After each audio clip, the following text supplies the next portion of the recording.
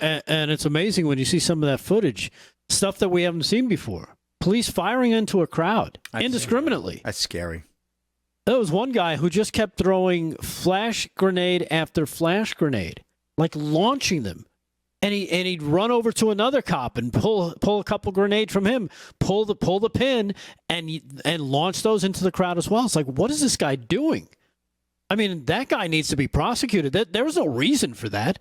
That crowd wasn't advancing. It was just kind of standing there. And it wasn't even as big as what turned up later. Because like he said, according to the timeline, Trump was still talking during this time. And the only people that were killed that day were 4 MAGA supporters. There were no police killed that day. Sicknick was not killed. He died of a stroke. They didn't get him to the hospital. But Kevin Greason died of a heart attack in the crowd. And Ben Phillips died of a stroke in the crowd.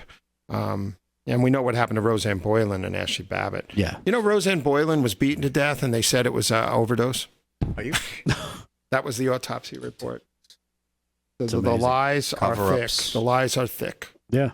It's amazing and it's sad because, again, this is our country. These are the people. And when you kind of flash back to what Representative, was it Higgins? Clay Higgins? What he said when he was questioning Christopher Wray about the buses. And again, this is the stuff that kind of drives me nuts because they play word games. Well, that's not what we would call them. Yeah. It's not any term I've ever used. Or whatever he said to kind of disqualify himself from saying, well, I don't know what a ghost bus is. I don't use that word.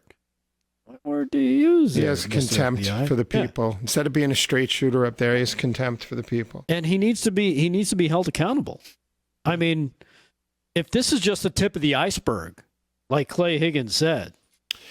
So a few great people like Dave Summerall and other people have made great documentaries, a timeline, a chronology, what happened.